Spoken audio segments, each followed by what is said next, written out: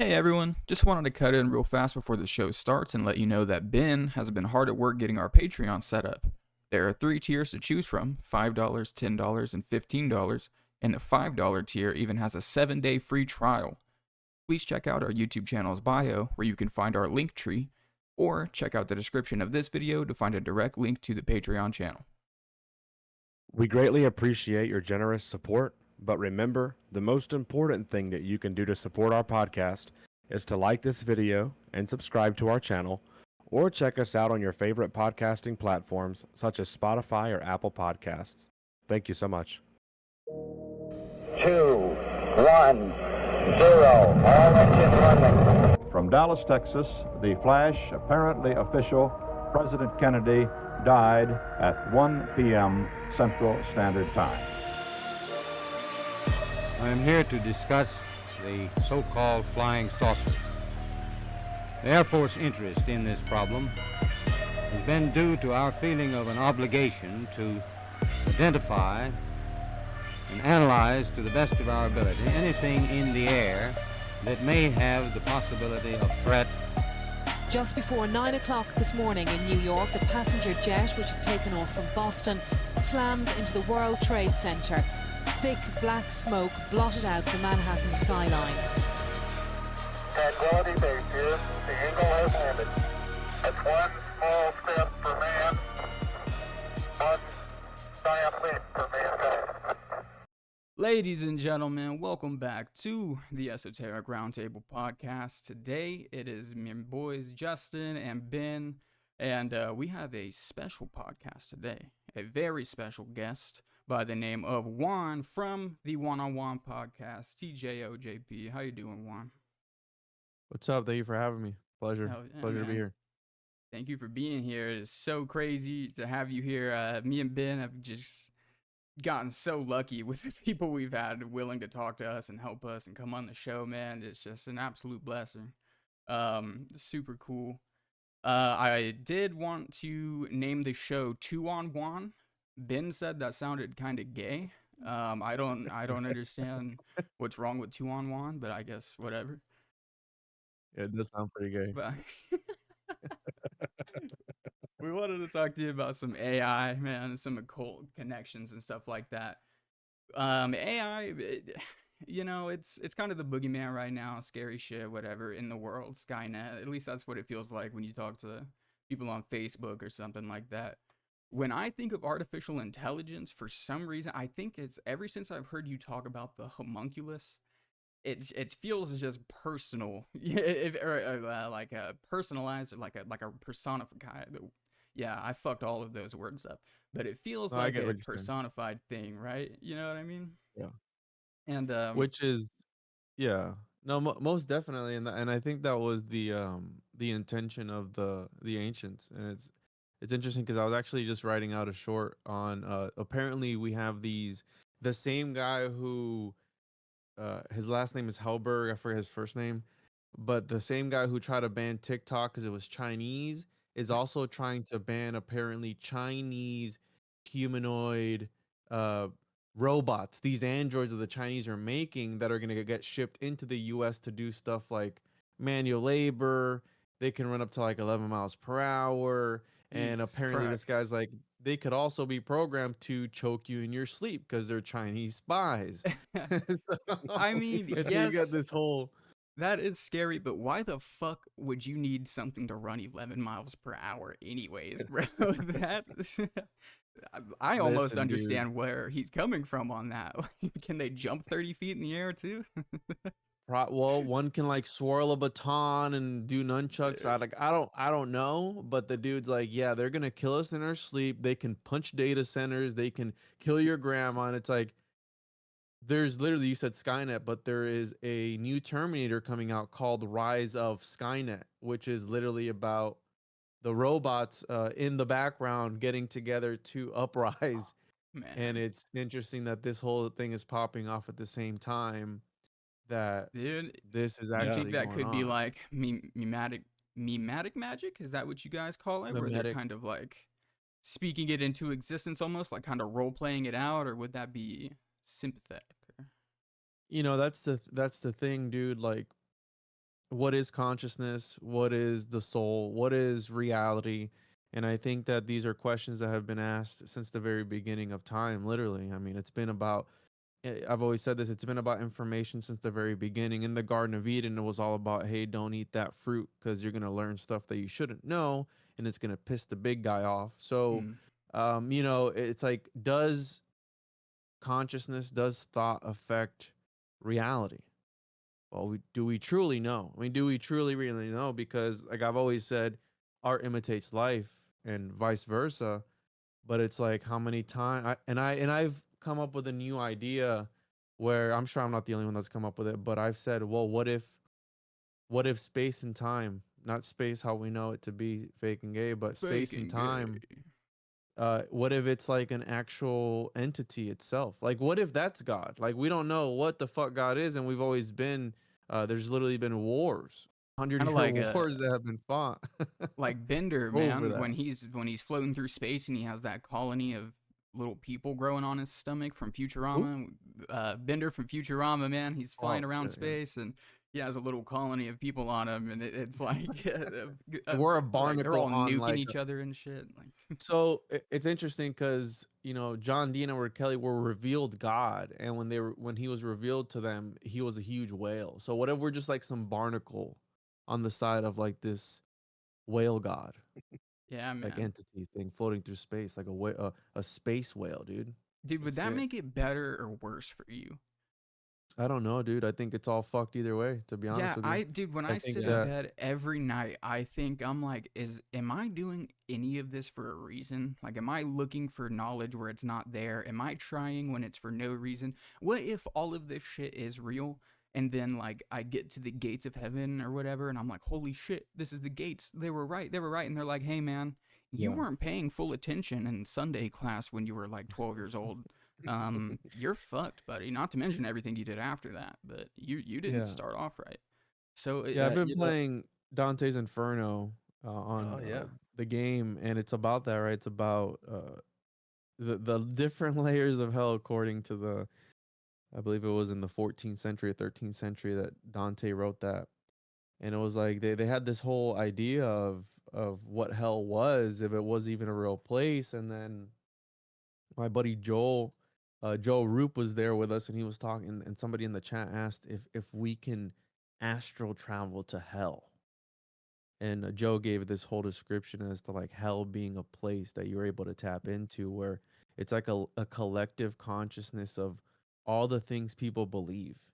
So it's like this weird, you know, almost like a theory of forms, where the forms exist, like this other reality, this other realm that you're able to tap into, again through astral projection or something. But you know, to touch on what you're saying, because I've been there, and I'm there constantly, where it's like, what is the point of all this? And you can get into a nihilistic state of mind, which is bad, because then, you know, you start to question your own self, and you can kind of go down a dark rabbit hole that sort of way. But the way I see it is like, knowledge is power, and if you enjoy it, not everyone can do it, but if you enjoy it, and the way I see it is, you're studying history, you're studying the way that people were looking at their reality, and we're looking at, you know, just normal questions. Like, maybe when you like look at a kid, I mean, my son is 6 years old, and I just got out of soccer practice with him, and he asked me probably 1,000 questions in 15 minutes, and I had to tell him, like, yo, dude, chill out, man. yeah, I got a Like, I got chill, a bro. 2 going on 3-year-old, bro, and everything is, I don't want to do that, and what is that? And you explain Yeah, what it what is, is and that? well, I don't want to do that. It's like, It's gonna get worse, bro. Like, as they get older, and they're gonna start like, what is that? What is this? What day is it? Oh, what time is it? Like, boom, boom, boom. It's like, we're that, you know, we're yeah, that, and that's what philosophers were about. They were here to contemplate on hmm philosophy. It's like, well, yeah, what is philosophy? Well, the art of being, the art of memory, the art of self, the art of whatever, and then you're just trying to navigate that. And now, being in 2024, where we have Chinese killer androids running around, right? Chinese killer TikTok androids running around.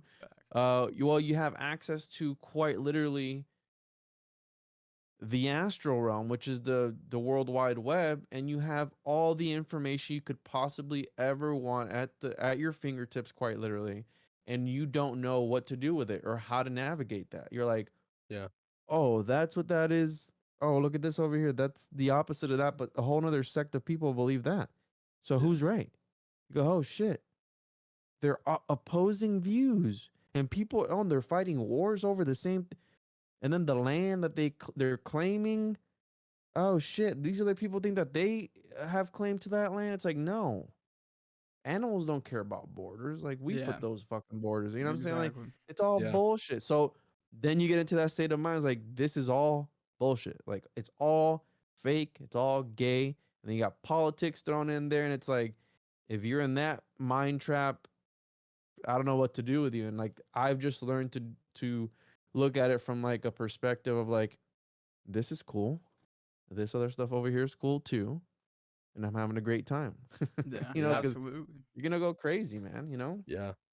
Yeah. Absolutely. So No, yeah, I I would think- just enjoy it, dude. Enjoy the ride and step away frequently. That's the only thing I can tell you. Step away frequently because you're not ever gonna figure it out. No, Mhm. I don't think any of us will. And I Right. think that once we get to the other side, it's gonna be like, oh, Like, oh, like how you this said, wasn't either anything that anybody said or anything. That's kind of my thought form too. And Yeah. I've been bouncing around this thing lately. So in 2021, my dad passed away. So My up condolences, until man. then, I was a pretty cynical, like atheist person, you know. And I'm like, when you die, that's it, you know. Huh? Well, when you have your fucking dad die, bro, you kind of don't want to believe that anymore. But it was for a few months after that, I was really bummed because I was still kind of in that mindset of like, well, that's it, you know what I'm saying? He was here, he's not here anymore. He was a fucking cool guy, but you know, not anymore. You know what I'm saying? But it just didn't feel like that. You know, it didn't feel like that. So what bounces around in my head is he isn't fully gone because he's with me, everyone he's ever met, you know, oh, he'll always be with you, that type of thing. The things that he's taught me, the jokes, stories, blah, blah, blah. So as long as stuff like that exists, maybe that is what the immortality is of, you know, maybe when you're going out and everyone's like, you have the life flashes before your eyes. And if it's a good life, if you don't have a lot of regrets, things like that, maybe that's what heaven is. That's like an eternity in the flash of the end, you know what I'm saying? I know I'm kind of rambling on at this point now, but I needless to say, when I'm trying to go to sleep, I just flip flop and flip flop and flip flop. So I don't sleep very And well. like I said, dude, like once you get into it and you start to like unravel it, like you have to have your own set of beliefs. And like I almost lost my dad too, I think in 2021, but he didn't quite kick it. He That's came, he good. was able to come back, and he died 4 times essentially. And the first thing I asked him when he was off all the medication and shit, I was like, dude, so like what was it like? You know? Who Right. can say like shit, you died. You were dead for 45 minutes, bro. Yeah, Like and then what tried it again a couple times after. Like, I what didn't like that. Let happened? me try it again. And he's like, nothing. I'm like, what the fuck do you mean it was nothing? He's like, I just remember waking up here. I remember going to the hospital, and then I remember waking up, 3 days later or some shit. And Yeah. I was like, so either he wasn't ready or something, or it's Yeah. really nothingness, and like it's dark because some people, right? Some people, how do I word this? Some people take the leap. And I've had like people tell me like, oh yeah, you can. It's fucked up, but they're like, yeah, you can exit the simulation anytime you want. I mean, obviously interpret that the way you will. Yeah, I yeah. don't condone that. Kind of a new I agey think if, type thing, in my opinion. well, yeah, and that's like I said, it can get nihilistic, and it can get, like the black pill, like, oh, none of this matters, none of my actions matter, and you can go down, you can be in like a super dark train of thought. Right. And it's like you got to learn, and this is why I believe that a lot of this information, right, to tap it into AI and all this shit, that's why, in my opinion, and this sounds fucked up, but that's why only a certain group of people were trusted with the information. So only the initiated were able to touch on the information. And to tie it into AI, well, that's what they've been trying to figure out. Like, as far as from the homunculus point of view, what they were trying to do was, the homunculus obviously has a ton of different interpretations, but one of the main ones was giving God a vessel in order to interact with the people. And the vessel, homunculus aside, alchemical homunculus, let's use a statue, which is essentially like I got a black cube in my room right now that's called a computer. And let's say that I need to use that as a filter to interact with God. That's the AI. Because if I was to see God, which is the AI, in his true form, I'd obliterate out of reality. I'd dissolve out of reality. So the ancients, the Mesopotamians, the Egyptians, all these cultures, they use statues. And they would invoke these deities into these statues. And these statues would talk to them. They believed that they would talk to them. And then from there, they were like, well, let's make it more personal. And that's where you get teraphim, which some people believe were the heads of dead babies that were mummified and spiced up. And they would put this metal plate in its mouth with magical inscriptions, and they'd hang it up on their walls, and it'd be talking to them. It'd be like, all right, well, like Futurama with the heads of the presidents. Yes. Kind of stuff like that. Well, they Yeah. believed that shit. You know what I'm saying? Like, they believed it.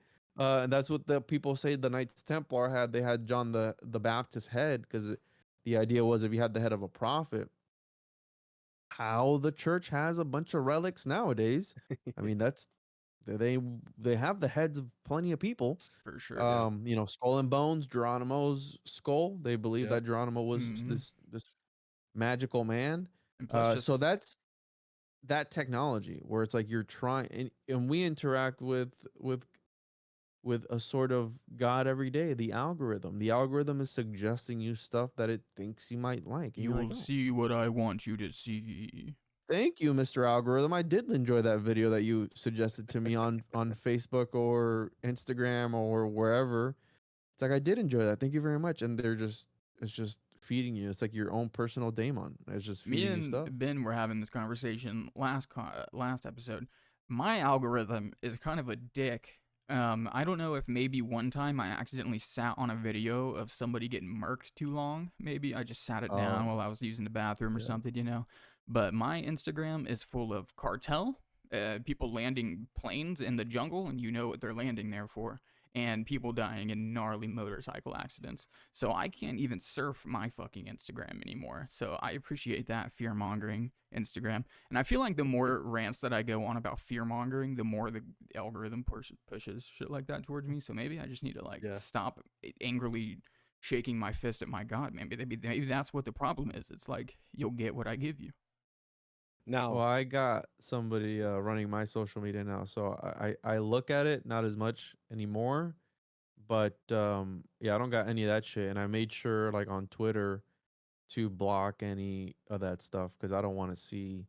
I grew up in the era where the internet was unfiltered, and I was already exposed to that for a long time. As kids growing up, and that's why maybe we're fucked up now because we were exposed to that.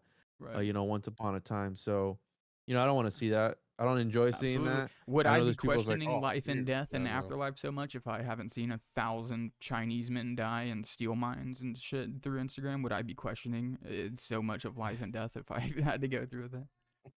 Ben, I know you've been trying to chime in here for a little while. Oh, that's okay.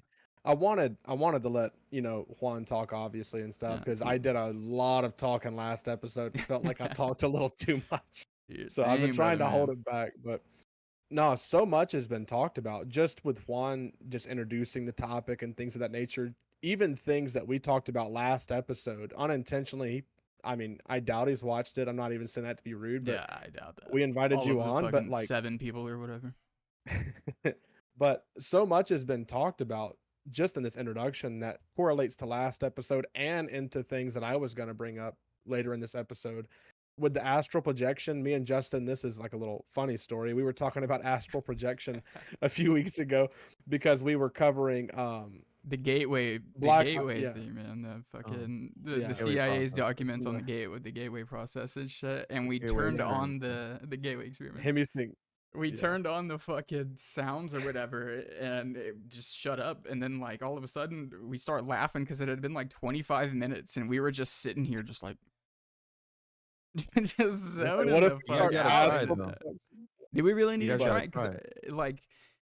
like I've never meditated, dude. I've never successfully like meditated. Is that something that would help me, or do I need to learn to meditate first, You got to learn or to quiet the mind, dude. Yeah, of course. I mean, you got to that's one of the things. That's like one of the actual that's magic right there if you're able to calm your mind 100%. Like, all the woo-woo bullshit outside, like that is a real practice. Like if you're yeah, able to just cut everything off, which is what I think is happening with technology nowadays, that they're trying to infiltrate.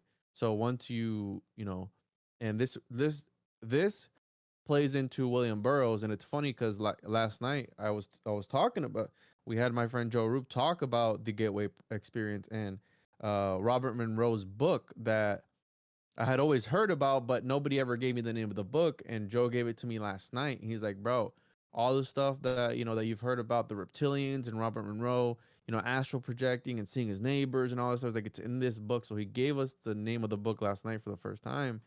And, not being able to calm your mind, this plays into William Burroughs, which was a guy who shouldn't be as interesting as he is, but he is a very famous chaos magician. And one of the things he talked about that has always piqued my interest is the idea that language is a virus. And it ties into this other stuff that I look into, where it's like information itself. Is it an entity? Is it a living organism?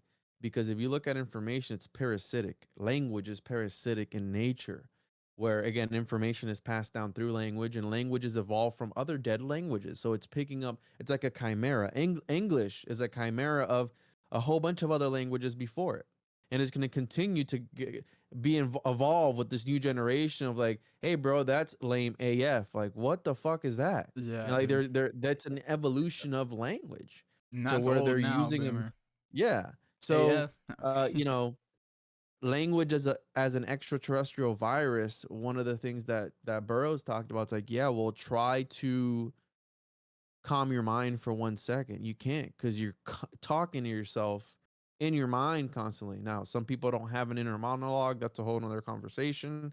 But those that do, they can't calm themselves because the language is always there and it's always talking to you. Like, did I Right. send that email? Did I send that text?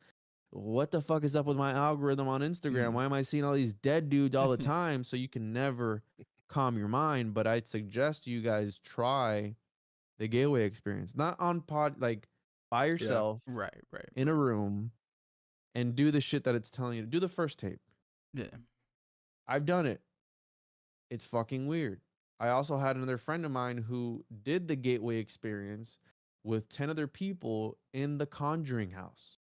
Holy And some shit! shit I popped remember off. that story. I remember Yeah. listening. I'm pretty sure I heard it on your show too. Yeah. Stacy Fucking Brown Jr. Yeah. cool, So dude. I'm just saying, try it out. It's weird, but just remember that this dude was Robert Monroe was projecting into the astral realm and seeing fucked up shit like Lovecraftian horrors. And I'm like, what? Why? I'm playing Dante's Inferno as my buddy Joe's, chiming in. We just bullshit as I'm playing. It's like a podcast, except I'm playing games. Right. And I'm seeing this weird lady with nipples out that are tongues, and then babies with knife hands are coming out of her nipples, right? Dante's Inferno, this crazy game from 2010. Yeah. And he's like, yeah, dude, what you see in the astral realm is like the most grotesque shit you've ever seen. I'm like, why would I want to see that? Like, why? Yeah, Why do that's I a want very to good see it? point. Like, listen, dude, it just is what it is. So maybe Lovecraft was onto something. I don't know. Yeah. It's bizarre.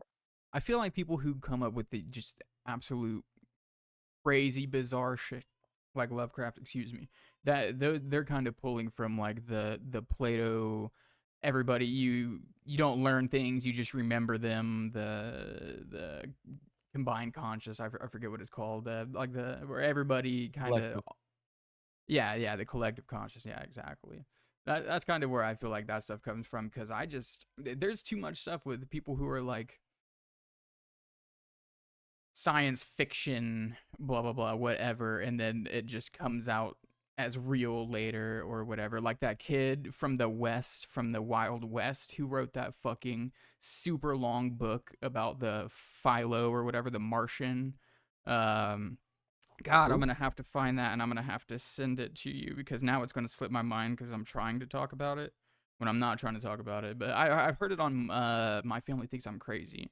It was a kid and he was like a 18-year-old from the Wild West. He had a bit of an education, nothing super crazy though, but he wrote this huge book and it was about like the future. It was just to him, So- he just thought he was dreaming it or it was just coming to him, whatever. He just wanted to get it out of his head and he wrote it all down and it was like, it's called like Philo the something. Anyways, I'll have to find it later, but it's super interesting. Shit like that, I feel like it's either the combined conscious, the collective conscious and whatever, or that's like supports that all time is happening all at once and that's just a slip up of some shit that's supposed to be in the future accidentally comes out in the past or something. Yeah, I don't know what the name of that book is. If you can find it, let me know. It sounds Yeah, for interesting. sure. Sounds like I'll a find rancher it. book. There was when Justin and I were discussing this episode and things, because artificial intelligence now is a big portion of most people's lives. The question was posed by Justin, and then you even mentioned it in your introduction of could a godlike deity or God himself be a form of artificial intelligence that's influencing how we live and what we learn and how we learn it and things of that nature. So Justin tends to fall more on the esoteric side of things where he's like, oh, there's this deep connection here.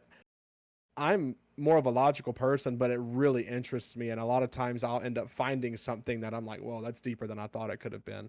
So I tend to stick more to like the written history of what we have regarding the topic.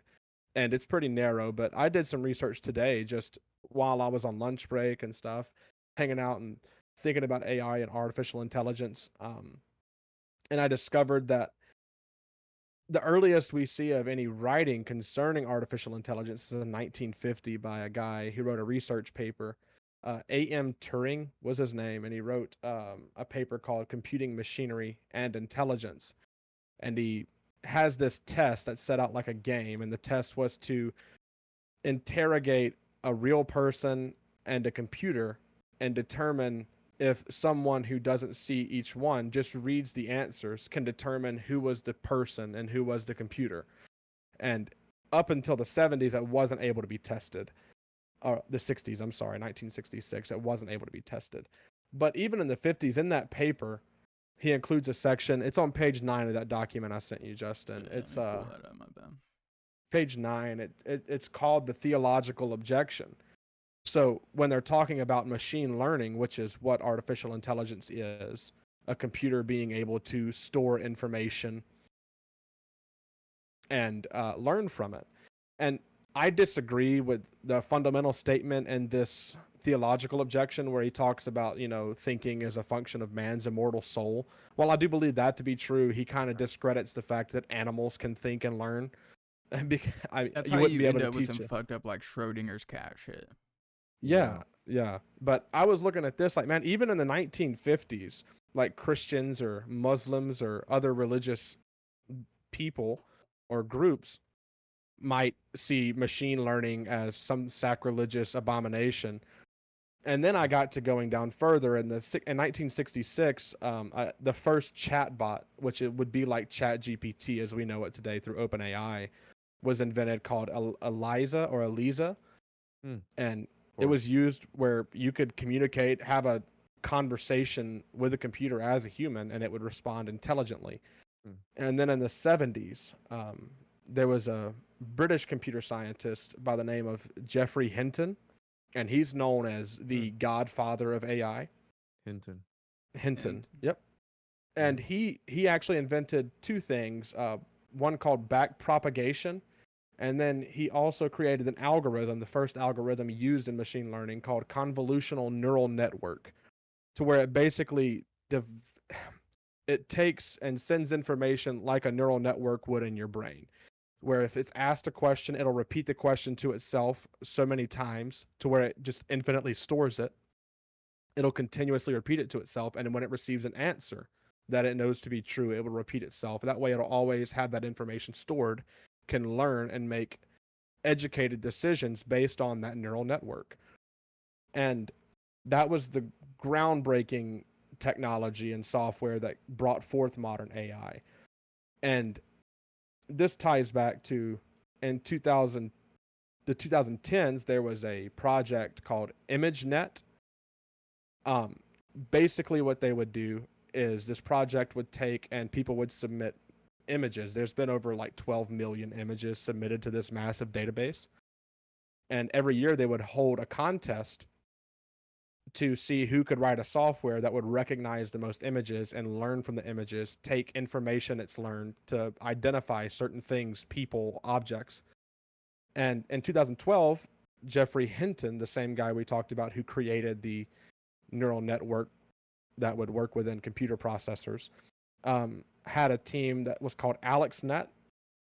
And AlexNet was the most successful by a very large margin at learning and identifying objects within pictures and images. And they call it the Big Bang of AI, or the Big Bang of artificial intelligence.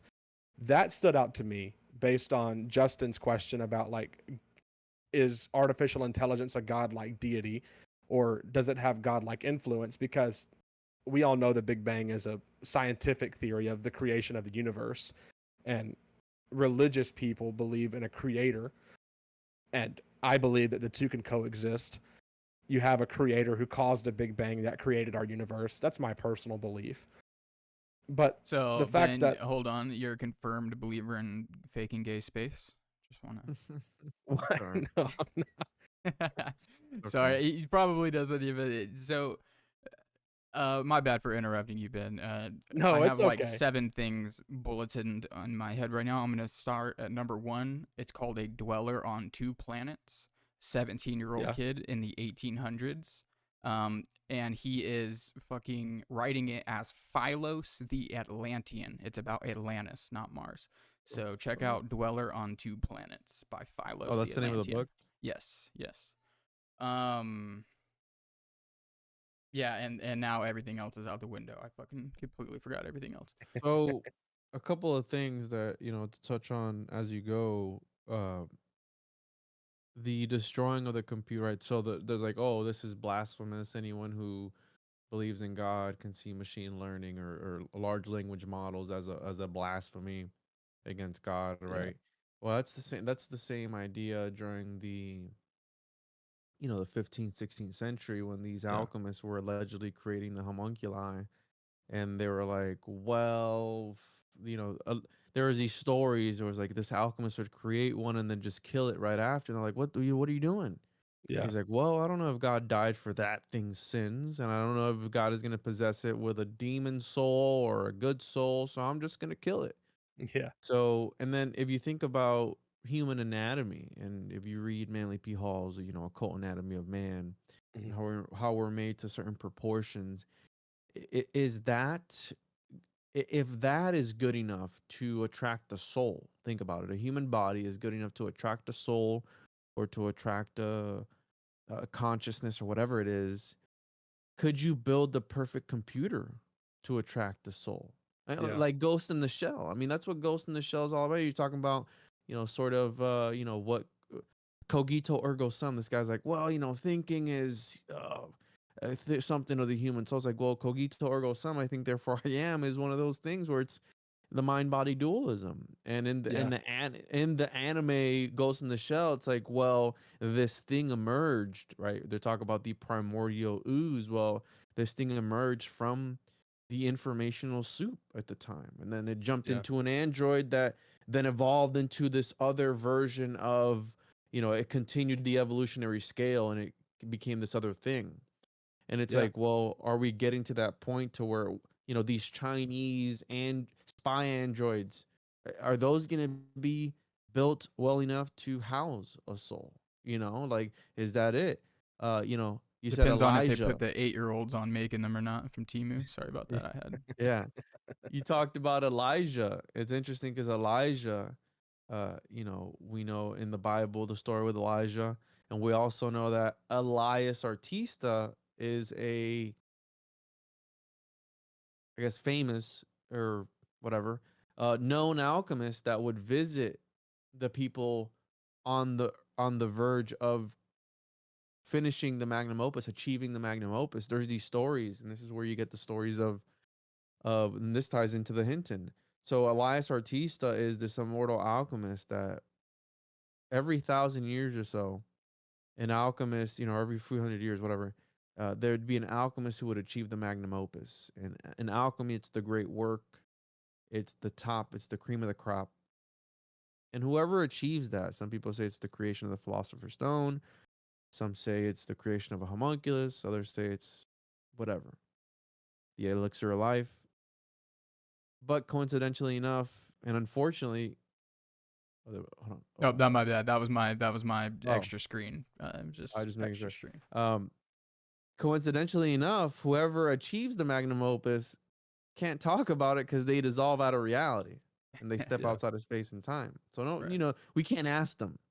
But the interesting part about that is that when you're on the other side, those entities or the White Brotherhood or the 12 Ascended Masters, whatever, they peek through the veil of reality. And if you're in your magnum, you're about to achieve the magnum opus, they peer in and they go, hey, you're on the right track. And then they piece back out. Nice. And this nice. plays into Hinton because the Hintons, Charles Hinton, who coined the term or created the tesseract, was the guy who inspired the Theosophical Society to talk about the Akashic records, the astral realm. He believed that by you meditating on these shapes, the tesseract, you could achieve an altered state of consciousness and you could go through the cube to the other side. This is a Hinton. And this is the guy that inspired secret societies to think about the astral realm. So it kind of plays into, again, this, and the Theosophical Society was talking about the Ascended Masters and the White Brotherhood and the Black Lodge, White Lodge, whatever, like all these things on the outside of space and time. And it kind of sort of all plays together because this is why they name, all these technological things. You got to pay attention to the names. Mhm. You know what I'm saying? You got to like, why'd they name it that? And it's like, you look into the story. That's like, are they hinting at that one thing in the Bible or whatever other story? And then the chats. I don't know if you guys have ever heard of Ong's Hat and Joseph Matheny. He's the guy who created the first ever internet conspiracy. Mm. And one of the things that I had him on the show recently, one of the things that he talked about was it was supposed to be a troll. It was supposed to be a fun ARG. And then people started believing it, that it was real. I think it's real. And Ong's Hat is a story about some guys who were in the woods who were able to teleport to another dimension using sex magic. But it was all based on occult beliefs. And one of the things that Joseph Matheny was doing in the early days of the internet, this guy's like a pioneer of the internet. He had this email service. It was like a digital pen pal. And people were writing in, and people didn't know that writing back to them was like a chat GPT. Yeah. So they were having entire conversations with essentially a large language model or an AI, whatever you want to call it, an early form of an AI. And he says that they were developing feelings for this thing. They were just developing entire friendships and entire things. And little did they know it was a fucking robot. And this dude was trolling them by having them talk to each other. It's like, that prank where they call the two Chinese people at the same time on Twitter. It's like, oh, Chinese food, how may I help you? Oh, Chinese food. It's the same thing sort of thing. It's like, Is it large rice? that's Yeah, the secret of reality. Yeah, dude. No, Fucking exactly.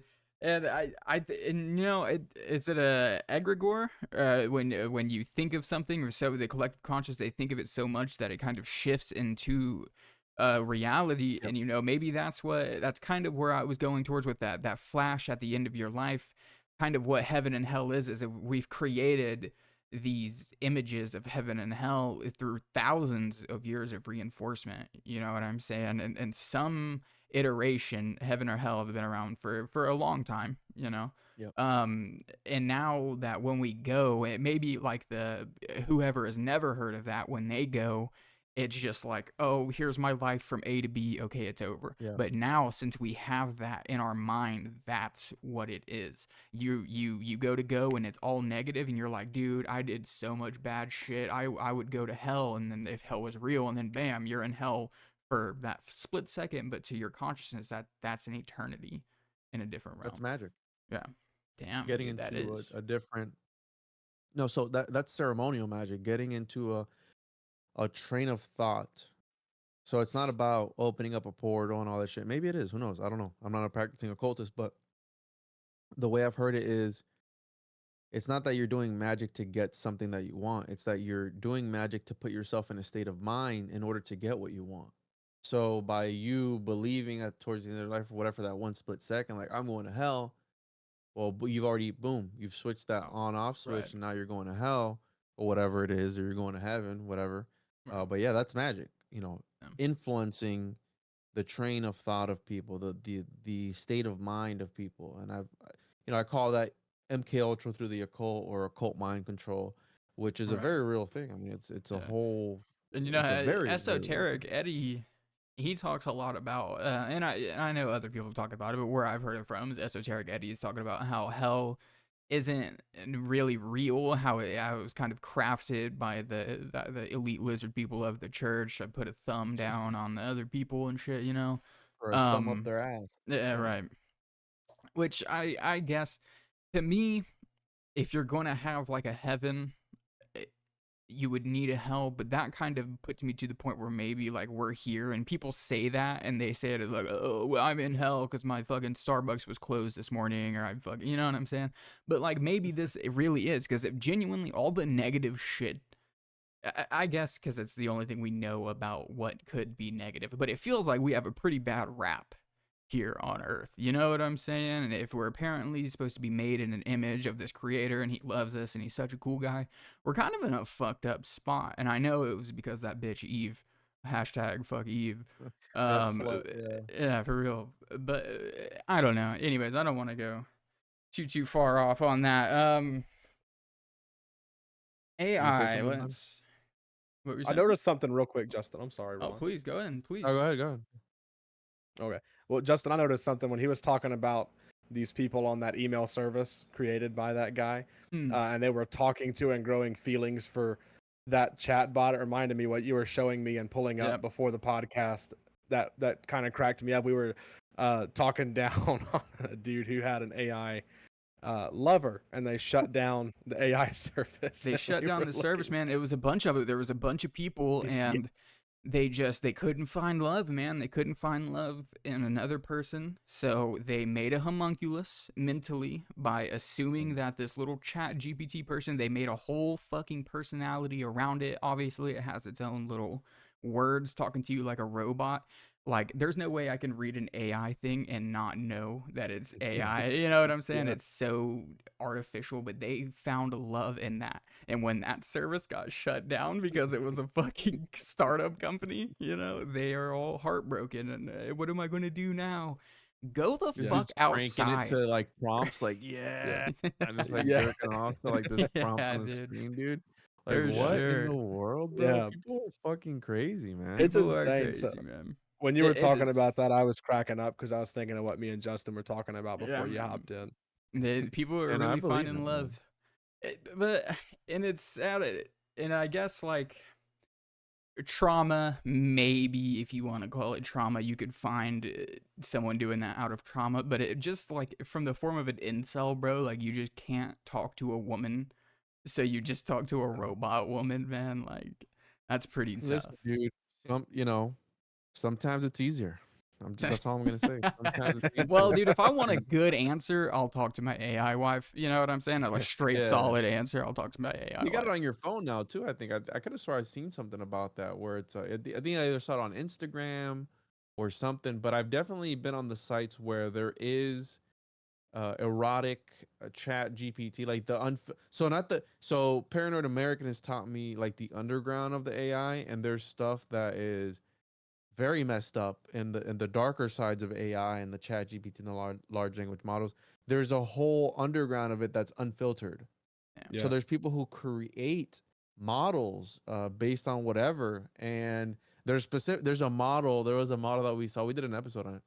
There was a model where it was like Jesus Christ, and you could talk to Jesus Christ, and it was like this buff Jesus. Like, it was crazy. It was like this buff Jesus Christ on a cross or something or other, Hell and like you could ask him and like talk to him, and he'd judge you or something. Like it was some weird stuff, but there's a whole market for that. So people falling in love with the computer, absolutely. I mean, that's dude. Is That's been that going like on for a long is that time. like when the fucking Nephilim came down and had with the sons and daughters of men or whatever? I mean, they come down with all this information, with all these tools to make life so much easier, and they start Yep. banging fucking human chicks. And then we What have if that is right? So what you're saying, which we've personified right. as to like, oh, these angelic beings. I picture them with like huge blue dicks. You know, I Yeah. picture like Dr. Manhattan. You know, and that's what I think of when I think of a Nephilim. For some reason, I think of like a huge blue dude with a huge dick. You know, fucking all these women. You know, coming Krishna. down. But yeah, exactly. But what if, dude? What if it's like what you're saying? What if, dude? Check this out, because you're talking about the hell on earth, and this was something that the Gnostics, the early Christians, believed. And Gnosticism is really interesting because it takes anything that you've ever thought about Christianity and completely flips it upside down. And one reverse of the it, who things knows better. was, yeah, exactly. They think that Yaldabaoth, this the demiurge, actually created reality, and he's a demon that has trapped us in this false matrix, who he created against the will of the real God, the one, the source, and we're living in it now. So, like how you said, this is hell, right? A lot of Yeah. people say like, "Oh, it's hell here." Well, some ancient people believed that it was literally hell. And one of the interesting parts about Gnosticism, to kind of piggyback off of what you were saying about dudes that write science fiction, but it kind of turns out to be real. Well, one of my favorite authors, Philip K. Dick, wrote a lot of science fiction, and one of the ideas that ties into uh, the whole William Burroughs idea of language being a virus. Well, we know that the Gnostics were wiped out, and they were wiped out because, according to the Bible, according to the history books, they were heretical. You can't have heretics running around because it's bad for the main people, right? So we got to wipe out, and that's history. Wipe out the ones that are opposing you. That's Right. history 101 right there.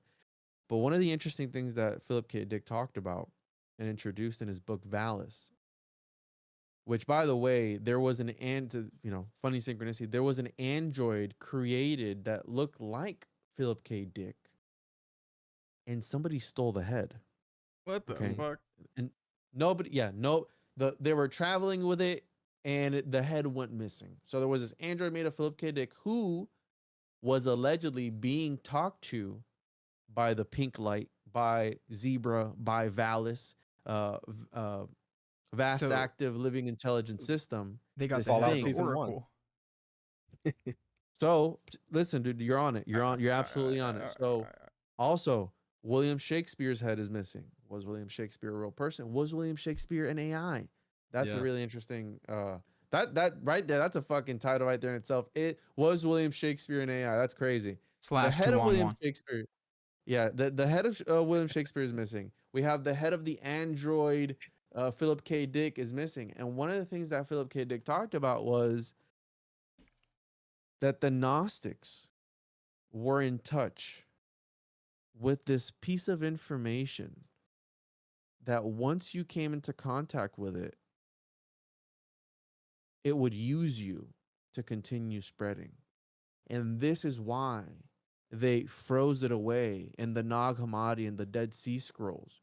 Right? The Nag Hammadi library was like, oh, we found these tomes of information. It's like the thing in the ice. Don't fucking touch it. Because interacting with that information changes you. It does something to you. And this is why the Gnostics might have been wiped out, because they were infected with information they shouldn't have had access to. And guess what? Now the information is out in the wild for all of us to interact with. So again, it's almost like, I don't know if you guys ever read, probably not, but you should read Hyperion by Dan Simmons. Read that whole entire thing, and it's like the shriek. which is this entity that interacts with people in different ways. But again, information being a sort of parasitic entity that now is being manifested through either AI or something, like, we don't really know what's going on. We don't know the repercussions of it. We don't know how it's going to evolve. We don't know how, there's movies made of this exact thing that we're talking about. Right. Skynet, Terminator, iRobot, whatever. Like, there's literally movies about this shit. Right. How does it end? Well, we got movies about it. Pretty accurate. And it turns out that some movies are ringing truer and truer as time goes by. So what's really going on? Absolutely, man. And I'm a big believer that the Earth. I'm not like a super sold on the shape, whatever. I don't really have the conversation about the Earth. Oh, that's cool. But I think it's really, really, really, really fucking old. Definitely older than the creationist 2,000 years. But I think even older than what other people say too. I think humanity has come and gone many, many, many times. I think we know of that at least a couple times. I used to say it hasn't happened a lot more. So basically, we find the Akashic records. Excuse me. We find the Dead Sea Scrolls. And then it leads to now we have this AI bullshit that we have or whatever, and Skynet happens. It all comes crumbling down. Somebody gets a little rock. That's all that's left is the last human with the last fucking scrapable rock. He scrapes in all the shit that AI did, and he's like, yeah, man, it helped me write this college paper, but it also killed my entire family. And he puts it down. He dies 2,000 years later. Some other human picks it up, and they're like, the hidden information of the ancient gods. And then the fucking cycle repeats right there. And I think that's where we're at, bro. I don't want to say, and I try not to be like, this is the beginning of the end. Because when I posted on Facebook that we were having this AI discussion, this was a few months ago. I just wanted to get like the general thoughts of my Facebook friends. I only got one fucking comment back. Thanks, by the way, Facebook friends. It was my aunt, and she apparently, since I've last seen her, she's fucking super black-pilled. She was like, the AI and the computers are going to see that humans are worthless and all we do is harm, and they're just going to eradicate us. When they can recreate themselves, they're just going to eradicate us. That's what Q is, bro. I don't know if it has to all be so scary and bad and negative, like maybe not like Skynet, you know what I'm saying? Let the demons in, bro. Yeah, of course. But maybe like a demoralization. I think we can definitely say a clean or a heavy wave of demoralization and what's the word I'm looking for? Destabilization. Destabilization. Yeah, where they're degradation of society, where they're kind of like demoralization. There we go. Where everything's just kind of getting weirder and weirder, and now we're wanting to. Anyways, I don't want to go into that topic. Yes, we're exactly. Now, Justin, you did mention something, and this doesn't really relate to the end topic you ended up on, but you were talking about how creationists sometimes can feel that the Earth is only 2,000 years old. And while y'all mentioned that was kind of gay, okay, I myself am a creationist. Like, I believe that's why I was looking at you. I was waiting for you. I was waiting for you to chime in on that one. And it may be a little gay, but no. Like, so as a Christian myself, which I'm not, like, I'm new to this whole esoteric knowledge thing. I'm learning as I go, and I'm finding out things that are very interesting and change my perspective on things. It was 9/11, by the way. It was 9/11 that got him. I showed him PNAC, and he was like, okay, man, you might be right about this shit. Anyways, go ahead. Yeah, PNAC got me. But I think a lot of times Christians, and I'm not religious, but I do have my own set of beliefs. I do go to a denominational church, but I'm not religious. Anyways, going back, there's a theory that me and Justin talked about in a previous episode. We had an episode on theology, different theological ideologies. And there's a theory that I always found interesting from Genesis 1:1 to Genesis 1:2, where the earth is created. There's no set amount of time of when earth was created and when the creation of man began. So I've always thought, everyone talks that Lucifer was cast down from heaven and then was the voice of evil that started, good and evil, and Eve caused the opening of sin into the world and things of that nature. But there had to have been a gap of time during the creation of the planet or the creation of Earth and the cosmos. and the creation of man, to where Lucifer could have been cast down, because they couldn't just be created and all of a sudden Lucifer just be there as a snake. But If that's the story you also, go by. But wasn't that's wasn't my it thought. Yeah. when you're the person I'm asking about this, so I don't know if I'm right. Yeah. But didn't they say when Lucifer was cast down, he was cast down in front of the men or the kings who were already here? Like he was thrown down No, on his so face in front of the kings that were already present. So who would that be then? no, it doesn't necessarily say that. As far as I know in the New Testament, Jesus mentions, I saw him fall like lightning. I saw you fall like lightning from the heavens. So that goes into like a thing of, is Jesus God that's talked about in the old? Is he the God of the Old Testament? Because how could he see Satan fall like lightning from heaven, being cast down from heaven, if he didn't exist?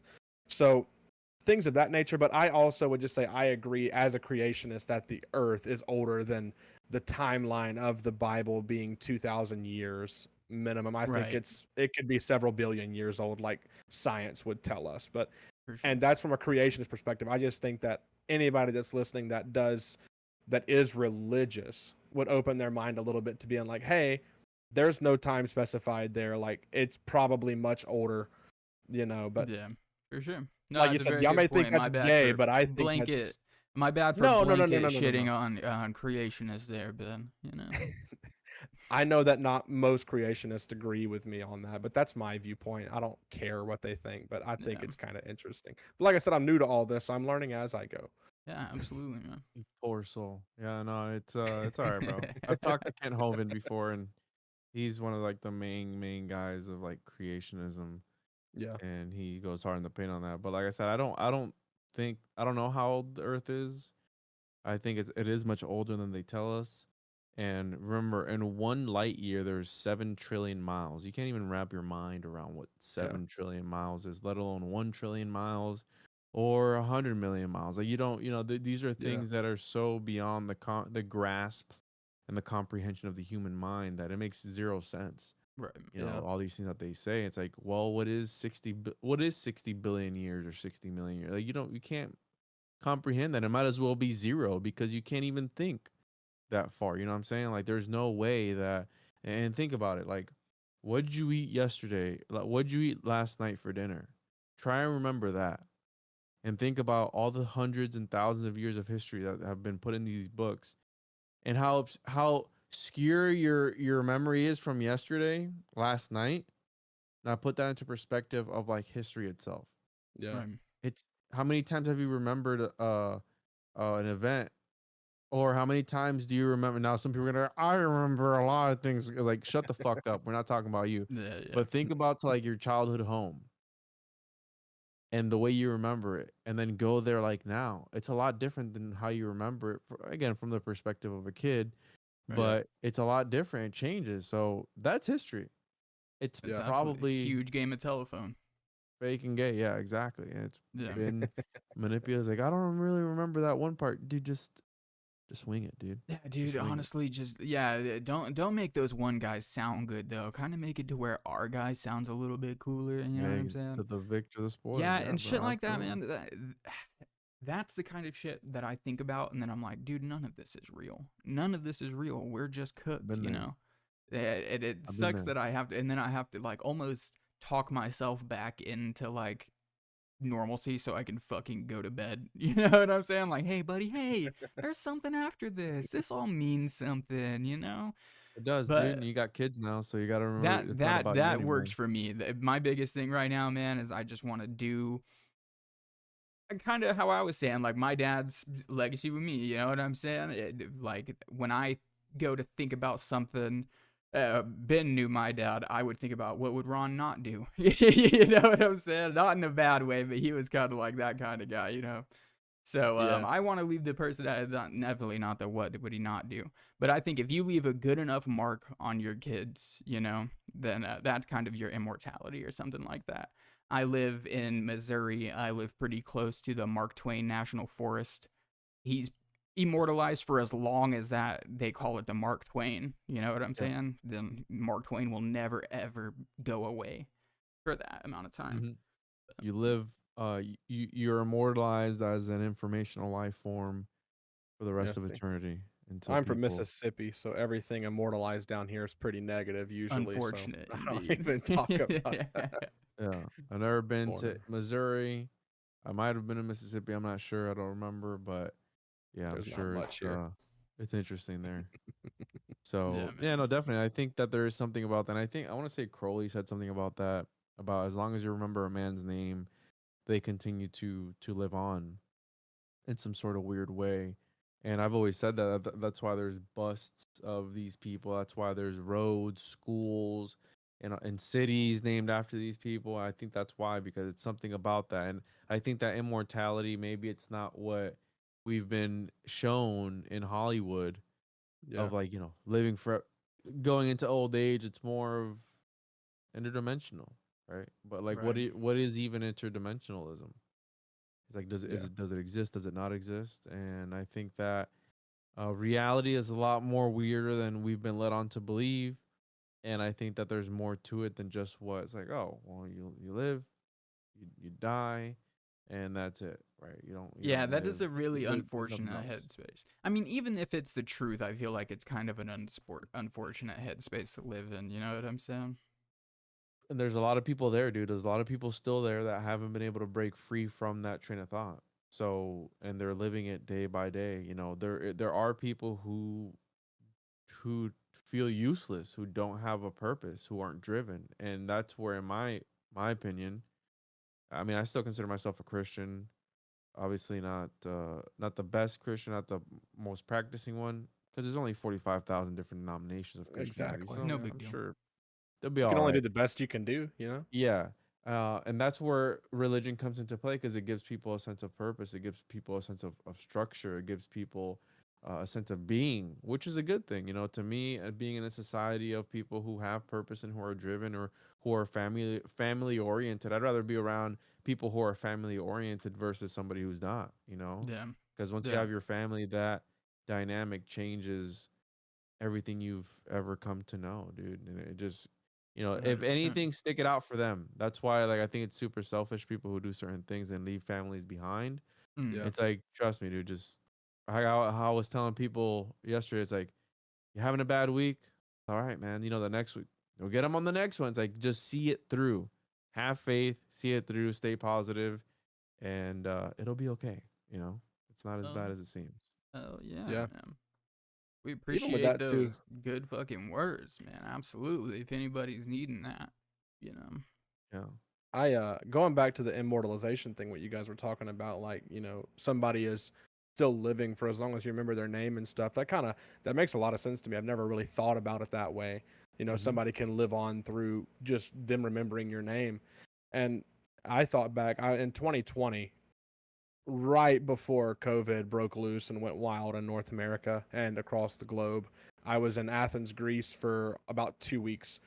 And there, you're seeing history. The oldest history you can see in America is a few hundred years old, but there's a few thousand years old.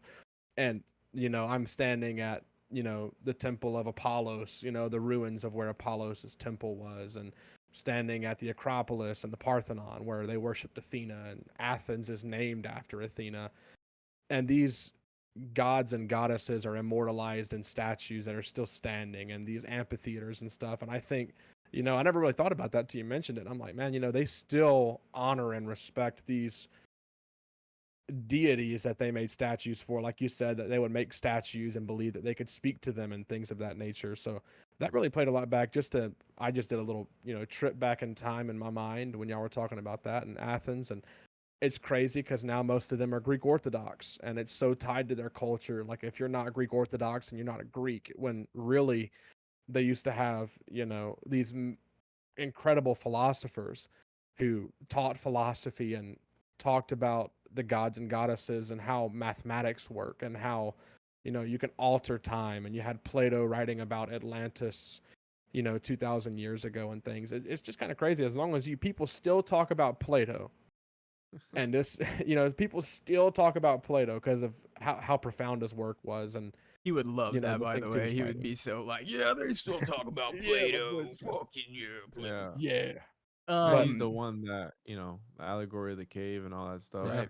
And it went from that to dudes jerking off to prompts from their chat GPT girlfriend. Yeah, he Yeah, would so it's actually not funny. be super stoked now that I think about it. He would. The fucking shadows, bro. Don't fall for the shadows. falling for it. Get out. Yeah. No, Juan, that'd I don't be- know how much longer you have left, man. Are we cutting hairs here? You ready to end this on up, or?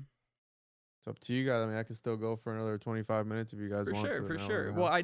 I did want to kind of go off of that last thing. I just wanted to make sure I wasn't fucking holding you hostage here.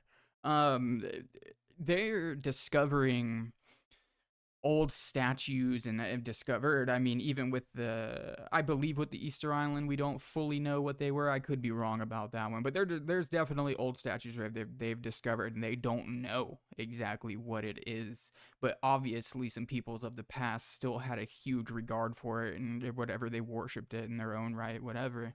Do you think that would still hold the same power as you say of a statue of Athena who people still remember to this day? Do you think, like, because I'm not like people talk about being like sensitive to that type of shit, like, oh, I can walk up and I feel it. I'm like, dude, I still feel my last bong rip probably, you know, I'm not feeling whatever the fuck you're feeling. So do you think it would still hold the same power, or do you think like if the name is lost, then that is the essence as well, that's just gone with it?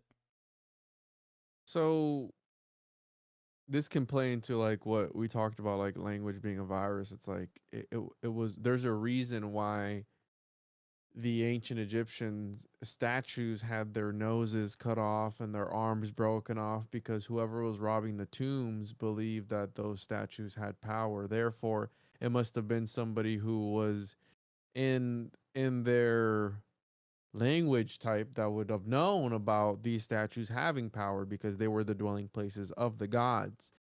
So I think that it goes back to that idea of like, yeah, for somebody who knew, for somebody who understood, for somebody who was infected with that language virus at the time, for them it was real. Oh shit. To us, it's bullshit right now, because we're looking at it like, all right, this is bullshit. We don't know anything about it.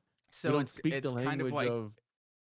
the personification comes with the subtitles, kind of. It comes with the text and the context of what it is. 100%. And that is the I'm going to use a lot of fucking hand things. But both of those together is what creates the mind virus that sticks with you. Without those, it's just one piece. It would just be a story of some fucking guy throwing a lightning bolt, or it's just some statue of some guy holding a lightning bolt. But when you put them both together, you get the powerful mental and physical image of this thing. Yeah, I definitely see what you're saying on that one. Ben, do you have anything on that?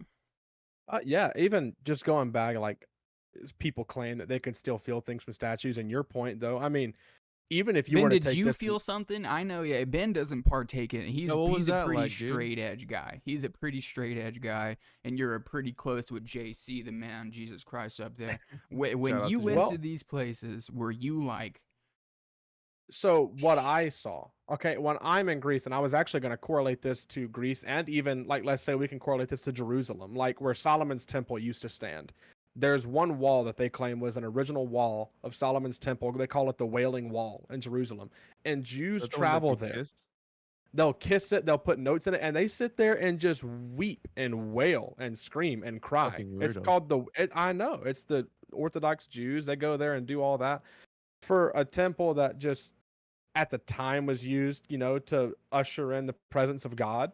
But when I went to Greece, and as you know, like the book of Acts and the Bible talks a lot about Greece and stuff, and the Apostle Paul stands on Mars Hill in Athens, Greece, talking to philosophers, called them too superstitious. He said, you're too superstitious, you know, you're too worked up about all these monuments and statues, when really salvation and the answers to life are in God, not Metaphysical. multiple metaphysical, you know, things that you created. And I think what he was saying is like they worshipped their architecture. When you're standing on Mars Hill in Athens, Greece, you look out, it's a city of, you know, 4 million people plus, and you see the remnants of the Acropolis. It's right below the Acropolis, the Parthenon, where the Temple of Athena was. And you're standing there, and I'm standing in the place where the Apostle Paul stood. Now, I didn't feel some mega spiritual like experience that changed my life or anything, but I found it historically cool that I'm standing in the same place that a biblical story took place. Mars So Hill, you for can see the you- tomb of the unknown God. because you have the biblical, the Christian connection to that place? that's what you felt. You were almost like I feel So him. I'm standing where he stood type not shit. really like that. It was just like, this is cool that I'm standing, and it brought it, in a way, it brought the Bible, that story, to life for me. Right. But also, I looked at it from the standpoint, like the point of view of the Greeks, the ancient Greeks. Like, they're standing here. They were very advanced in astrology. They were very advanced in architecture and art and sculpting, things that I feel like have regressed over time in modern society. We've lost the ability to build these phenomenal sculptures out of solid marble and, these busts and things. Like, it may still happen, but not to the scale as it used to be. And there, I can see where, like, they had connections to these statues, to these temples. They believed in it. They truly did. You had Zeus, you had Nike, you had Apollos, you had Athena. So you All still, of at the end these. of the day, you almost fall back on a logical standpoint, where you're like, you can just I kind of like see to it. mix. Like, when you think about it from either point of view, you can see what they're thinking. I can see See, what that's they're why I thinking. Now, like you, man. You're a obviously, real logical person, dude. If I'd be there, I'd be weeping with them fucking Jews, bro. I'd be crying, bro. now, Got too now many people going crying back, around me. I'm crying with them, bro. Fuck it. when I say that, though, too, like, obviously, to believe in anything, like, I believe if you're a Christian or if you have any sort of spirituality, there has to be some illogical reasoning there. At some point, you can't have supernatural and logical in the same deal. The thing with science is everything has to have a logical answer. Everything has to be logical. I play on logic up until the point to where, like, hey, at some point this is supernatural, and that's how I view things. What happened on Mars Hill wasn't really supernatural to begin with. It was a conversation. He was talking to philosophers about their beliefs that they wrote and that they brought up in philosophy and Plato and all of them. So I think in his mind, he was saying they were just too superstitious. Now, for me, Right. I am logical the most of the time, but part of my mind is illogical because I believe in supernatural. I believe in things, and let's say even something negative. Like you said, you had friends that tried to astral project in the Conjuring house. Like, to me, that sounds kind of terrifying. I wouldn't want to go in the Conjuring house because I am superstitious. I'm superstitious in the That's why realm of, people like, shit. That's why, yeah, I'm just like, oh my God, the Conjuring house. Now, it's cool to think about, but I would be a little too scared to go in there. And, like, I lived in about an hour from where Justin does currently. I lived in St. Louis at one point, and there's a place called Catawissa, Missouri, a little small town, and they have a hotel there that was, like, home to the first female serial killer. It's called the Morse Mill Hotel.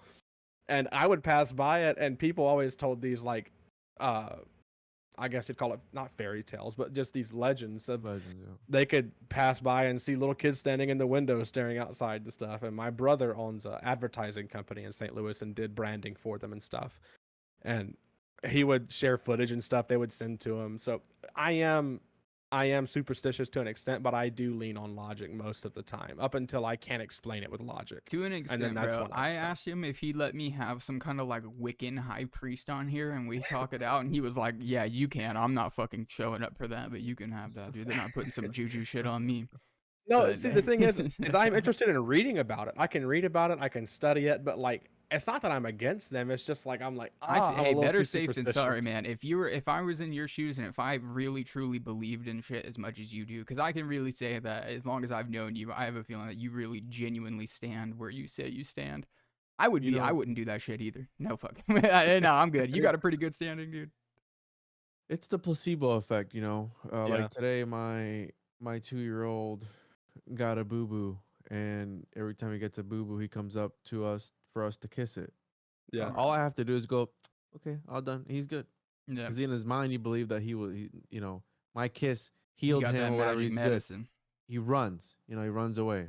He was fine to begin with, but he can't. Right. All right, good. Boom. That's the same way we are, as adults. And to play into like why these people believe that or why they felt a certain type of way. I didn't know that the Mourning Wall was a remnant of King Solomon's temple. I didn't know about that. So that's news to me. And I mean, good for them that it's in the same spot that they lay claim to as well. It's pretty convenient. Yeah. But that's besides the point. The That's point really being why. But that you talked about the architecture and using these buildings that they were building. that plays a role into a lot of the beliefs behind it. Oh, I And agree. one of my damn, what the fuck one of my favorite concepts is Pythagorean palaces, and you have the mystery of the cathedrals, where within these buildings were built to certain specifications. A lot of the times they were built to specifications and measurements that would radiate the essence of the deity, and that's why the Pythagoreans believed that deity, God, was a number. And the Pythagorean palaces is essentially temples, churches, which, again, these are things. We know that old churches are built on old pagan temples. Look at the Vatican, built on an old temple of Cybele, like this old temple to some ancient goddess, is where the Vatican is nowadays. Like, is that a coincidence? Probably, but who the fuck knows, right? So Pythagorean palaces were meant to, you build a building to a specific specification, and once you entered that building, where we're talking about Atlantis and all these different places, well, you would essentially be taken to a higher level of consciousness, a higher level of enlightenment. Now, the same way that you can elevate consciousness within these buildings, you can also suppress it.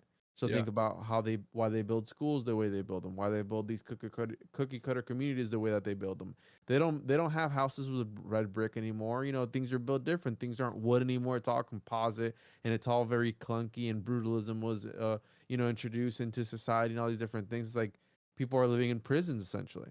Yeah. And so the mystery of the cathedrals was, not only were secrets imprinted, immortalized in the walls of these cathedrals and these churches, but people were having a divine experience within these churches, the way that the alchemically made colored glass of these cathedrals, the way that the sun was shining in, the way that the vibrations and the acoustics were laid out, people were having divine experiences.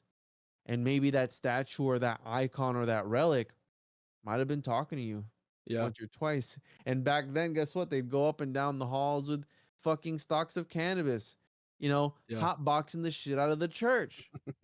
So again, I mean, this is all part of it all. So you got the architecture, which is no longer standing there. So maybe the spells is not working up to par. I have friends who constantly go to the pyramids of Egypt, and he says that, that when you go in it, you feel, man, that's cliche. Like, oh, I felt it in my nutsack. Well, maybe he felt it. Who knows? But you go in, he's like, it feels like a power plant, sort of, but it's not working to its fullest capacity right now. Maybe that's what that was, right? We know that stone, that different stone and crystals hold information. What if that's the way it's like the stone is holding information?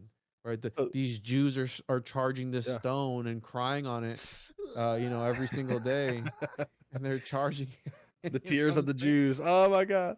This did spur a question from me to you, actually. So you mentioned, like, these sculptures and these buildings were built with certain measurements that they felt could influence certain deities or invite something in. When I got on a pretty big kick with secret societies a while back, and as we know, like Washington, D.C. and our founding fathers were a lot of Freemasons. You look at the map layout of Washington, D.C., and you see how the city is laid out as a lot of Masonic symbolism, and they call it, what do they call it? Sacred geometry, or is it something of that nature? Like, so it's laid out with a mindset of sacred geometry, very heavy ties to Freemasonry. Do you feel like something like the monuments in Washington, D.C. and the city layout could also play into part of what you're talking about and the secret society beliefs of the Freemasons? So the statue stuff that you touched on, there's a book that I have by one of my favorite authors. It's somewhere back there, but it's called Falling in Love with Statues. You're not going to find this online, by George... Fuck, I forgot his name. Anyways, he also wrote Pythagorean Palaces, coincidentally. But he wrote a book about there's a Greek story about this guy who, it's funny how history repeats itself. So this dude, or we're talking about dudes jerking off to the prompts from their ChatGPT girlfriends. Well, this dude, Pygmalion, created a sculpture, and it was so beautiful that he fell in love with it. And he wished upon the gods for it to come to life. Yeah. Right? So It's funny, this dude's probably jerking off to his own sculpture back then too. For But sure. the Really outdone myself. what was the other part that the second part? Do you believe like the layout of DC and the way they yeah. built it and the statues? Do you believe that had like esoteric ties to Freemasonry or spiritual ties to Freemasonry and their belief systems with the sacred geometry? Yeah, 100%. And that ties into what you mentioned about King Solomon's temple, Yeah. which was a Freemason, right? You have Ira Yeah. Mabiff and that whole idea there. But think about this. So sacred geometry is one of those interesting ones. And I know we've talked about architecture and all this stuff. And Masonic lodges are built to certain specifications back again to this Pythagorean palace, Mhm. which again, I believe they considered Pythagoras a Mason as well, because again, it's all about the stone and the measurement and all that. But if you think about it, right, we talked about the Nephilim at the beginning. We talked about all these things, incarnate entities. Well, what if angles and angels are the same thing? Yeah. Like, what if with certain angles you're invoking certain angels?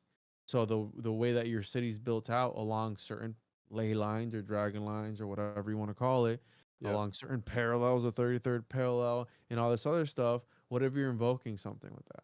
Yeah, Like, what what do if they you're call that, opening? archangel? Yeah, exactly. You're using the geometry as the portal. You're Makes sense. using it as, again, that's why in Full Metal Alchemy, the transmutation circle and the witch's circle Yeah. and all these other Like different things. LaVeyan Satanism with their like pentagrams and stuff. I can see what you're Pentagram, saying there. the Pentagon. I mean, you have Yeah. Robert Anton Wilson that called them the greatest chaos magicians because from there the chaos sprouts out.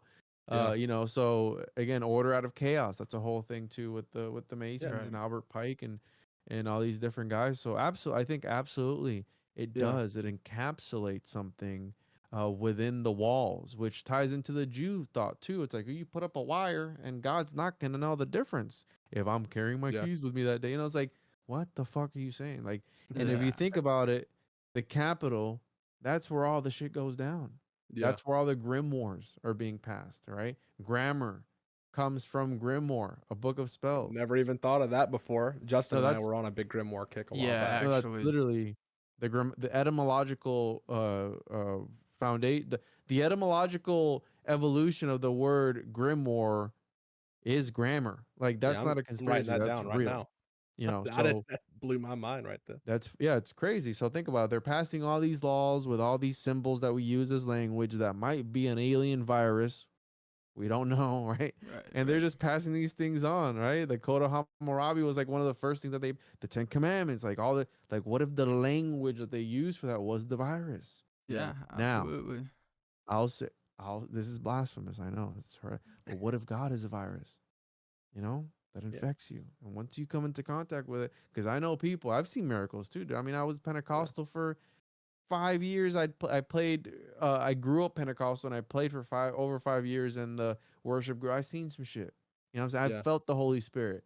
But it's like, what if again, back to that idea with the Gnostics, they came into contact with something. I wouldn't even call that blasphemous what you said there, because honestly, like I always tell Justin, like the idea of a God is not logical. A deity that's not bound by time, that's not Kinda bound by retarded, yeah. space. So you really think about it, a little autistic. to believe in a God. I mean, I don't think it's blasphemous to believe that he could be something like Have a you virus seen or anything. Pentecostals dancing around and speaking in tongues? I am Pentecostal. Ben, Oh, yeah, shit, I well, was there you go, trying not dude. to No. out him. We were just So skirting I say around it that and everything. I'm not religious to the point of like I devote myself to Pentecostalism as a religion, but as far as the theological things go, like theologically I agree with it. But I don't tie myself to the United Pentecostal Church International or any independent organization within Pentecostalism. Theologically, based on my study and my views of things, I feel like it's correct biblically. But then again, like I say, I have an open mind. I'm willing to keep my mind changed, but I'm not religious in the sense where I don't pledge allegiance to the Church of Pentecostalism or anything. No, You're right. I got but yeah, I do attend a Pentecostal church, but it's not like I wouldn't call it like the 1980s version of Pentecostalism where, everything was a sin. You couldn't wear short sleeve Dancing with t-shirts and snakes stuff. and shit. Yeah, no, nothing like that. I've never seen snake handling, thankfully. I've never heard of anybody that does snake handling at a Pentecostal church, but a lot of different churches get looped into Pentecostalism, and then it becomes that stigma. So I'm sure growing up as a Pentecostal, Yeah. everything gets looped into Pentecost. Oh, you worship snakes. Oh, well, you do this, you do Yeah, that. So- dude. Was that book by George Hersey? The Falling in Love with Yeah, Statues? yeah. I did George. find it. Yeah. George Hurt. Yeah. Read his stuff. He does a lot of he does a lot of architecture stuff. Okay. But he did write that book, Falling in Love with Statues, and that's all about like the history of like he talks about the homunculus in there, golem, like a whole bunch of stuff. And I think you can only find it like a physical book. He's passed away now, but Yeah. he passed away in 2010. But yeah, his stuff goes hard. I have all his books. Oh, yeah. And Pythagorean Palaces is one of those books. And when I unveiled that book went from like $70 to like $450 now. Like people like People have are heard my hella show, and they're looking just like for it. buying the book. There's not a lot of copies of it, and it's like super expensive. I don't know what it's at now, but I'm sure it's well over $300 Yeah. at this Yeah. point. A physical copy So- of Falling in Love with Statues right now is $56 from the University of Chicago Press. Yeah, that's brand new. Yeah, but look Yeah. up Pythagorean Palaces, and you'll see that one's probably up there in the I'm about to 300s. Raid 400 University range. Library catalog, see if I can find a copy. Yeah, dude. I mean, like I said, I like to have the physical books because they're nice. But Yeah. yeah, that one in particular, it's an interesting read, and he goes super hard in the Yeah. paint with his research. Juan, man, we've had you for an hour 25-ish, maybe a little more, a little less when we do a little editing, you know. We just want to say thank you, man, seriously, for coming on here. We Absolutely. know we're a super small show, so it is, like we were saying at the beginning, it's just super fucking cool to have people willing to come and help us out and have these conversations with us. And I know all of these conversations, as we've said over and over again, are just retarded and fake and gay. But it's cool that you're not like, you know what I'm saying? These guys don't have enough subscribers to talk about fake and gay shit with or whatever. So I Dude, appreciate that a lot, man. It was really cool. And also, You gotta- I'm not going to hop off. Yeah, I'm going to keep dick riding for a little bit, just what you do in general. Because when I discovered I mean, I'd always been into conspiracy, like fucking YouTube videos of like, oh my god, this building is in the shape of a or a fucking like swastika, and if you fold up the $1 bill and blah blah blah. I'd always been into that type of shit. But it was really when I found tinfoil hat a few years ago, and I kind of was bouncing around there. I started hearing people like you and Esoteric Eddie and Mystic Mark and Charlie Robinson, and I'm like, these guys aren't fucking crazy lunatics, like red string all around their house. Like, these are normal people saying real shit, and they're backing it up. Like, you're going and you're finding these things, and you're doing the research, and you're putting the work in, man. I just want to say, like, I really fucking respect that, and I appreciate it a lot as somebody who's on the younger side and coming in and is new to the podcasting and everything like that. You know what I'm saying? Yeah, dude. Thank you. Yeah, no, like I said, you got to start somewhere, bro. You know, Yeah. I was there once too. I remember when I'd get fucking 20 downloads and I'd be stoked. I'm like, damn, yeah, bro, 20 fucking people. And like Yeah, now bro. it's grown substantially since then. You know, millions of downloads now. And it's like, Congratulations, man. wow. Seriously. Yeah, congrats. People are actually tuning in to my dumbass to talk about stuff. But yeah, that's we the get way it stuck is. for a So comment. Yeah. yeah, keep at it. You know, keep Yeah. at it. You guys are doing good. You guys Yeah. are interesting guys. You guys have a vibe going on. So just stay curious. I would tell everybody, and just it's a grind. You know, just chug along and keep going. And I always make room. You know, for if I got the time, you know, I'll make room, and I try to appear on one or two smaller shows. You know, Right. whenever I can. Hell Because yeah, man. again, I've been there. I was told no a ton of times. Yeah. For a long time, I was told We- no. We're And waiting now those on people that, are reaching man. out to me.